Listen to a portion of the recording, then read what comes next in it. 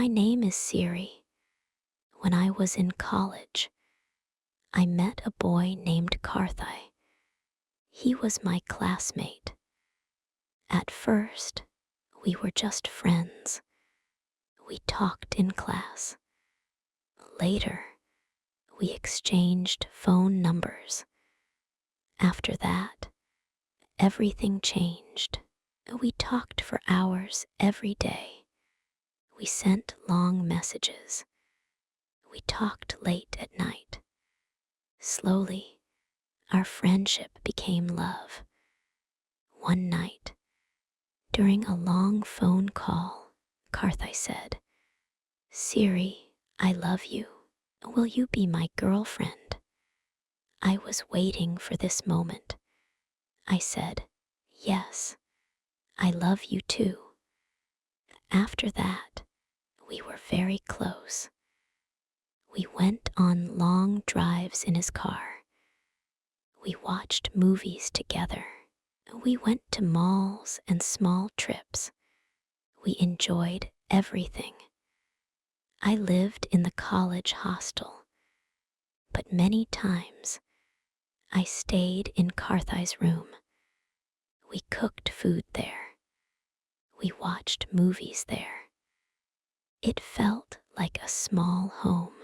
It felt like we were living together. One day, in the final semester, I felt sick. I was vomiting. I thought it was because of stress. But the next day, it happened again. My friends said, "Siri, please take a pregnancy test. Maybe you are pregnant." I did not believe it, but I bought a test. I checked it. It was positive. I was shocked. I felt my hands shaking. I sat on the bed and cried. On one side, exams, viva, project. On the other side, this big news. I did not know what to do. For 3 days, I could not tell Karthai. I was scared. I did not know how he would react.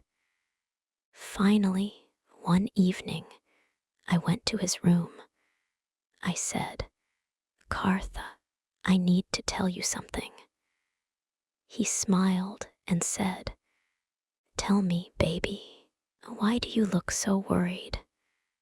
I took a deep breath and said, "I am pregnant." He looked at me. He did not speak for a moment. Then he said, "Are you joking?" I said, "No, I am serious." He stood up and said, "This is not the right time. We are not ready. Siri, please abort the baby." My heart broke. I said, "Are you crazy? This is our baby. I don't want to abort." For 3 days, we argued. He kept saying, "Please abort, please. We cannot do this now." I kept saying, "No, I will not kill my baby." One day, he lost his temper. He pushed me. He slapped me. He threw a hot bowl of rice on me. I cried and fell down, but he did not stop. He hit me again, and this time he hit my stomach. In that moment, I felt only one thing: fear for my baby. I pushed him with all my strength. I ran outside the room. I did not look back. That night, everything changed. After I left Karthai's room that night, my life changed completely. I was scared. I was alone, and I was pregnant. Because of all the stress, I could not study well. I could not sleep. I could not eat properly. When interviews started, I could not focus. I failed every interview. My friends got good jobs, but I did not. So I decided to move to a city near my college. I needed work. I needed money for myself and for my baby. In the city, I found a small job as a salesgirl in a mall. The salary was low, but it was something. I worked long hours. I stood all day. My back hurts. My feet hurt. But I had no choice. My parents called me every day. They said, "Siri, why are you not coming home? We miss you. We want to see you." But they did not know the truth. They did not know their daughter was pregnant. I could not tell them. I was afraid. I did not want to break their hearts. 4 months passed. One morning, I looked at my belly. It was growing every day. I touched it gently and cried. My father felt something was wrong. He asked one of my friends about me. That friend told him about my address in the city.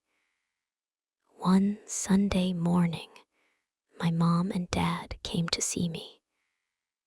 I was sitting on the bed when I heard a knock. I opened the door. I froze. My parents were standing there. They looked inside the room. The room was very small, too small for even 2 people to live. There was no proper kitchen, no proper space, nothing. My mother looked at my face, then at my belly. She understood everything. She said softly, "Siri, what happened?" I could not speak. I fell on her shoulder and cried loudly. I told them everything, every moment, every lie, every fear, every pain. My mother cried with me. My father did not say a word for a minute. Then he held my hand and said, "My baby, we are here for you. You are not alone. You will never be alone again." My mother asked, "Do you want us to talk to Karthai?" I wiped my tears and said, "No, I don't want him anymore." After that day, he never called me. He never sent one message. He never asked about me or the baby. I don't want a man who does not care. My dad nodded slowly. He said, "Good. We don't want him either. We want you. We will take care of you." That same day, my parents found a bigger house. They packed my things. They took me with them. We moved together. My mother cooked for me. My father bought fruits for me. They talked to me kindly. They tried to make me smile. For the first time in many months, I felt safe. I felt protected. I felt loved. I was not alone anymore. One morning, I felt a very strong pain in my stomach. The pain was sudden and sharp. I could not stand it. I cried loudly. My parents took me to the hospital immediately. I held my mother's hand and cried. After 3 hours of pain, after tears, after fear, I gave birth to a beautiful baby boy. When the nurse placed him in my arms, I forgot all my suffering. I looked at his tiny face and cried with happiness. I kissed his forehead and whispered, "Welcome, my baby." After a few days, we went home. My parents took care of me and the baby with so much love. But after 3 months, I had to return to work. I needed money for milk, clothes, medicine, and everything my baby needed. My family was poor. My father retired many years ago. I was their only child.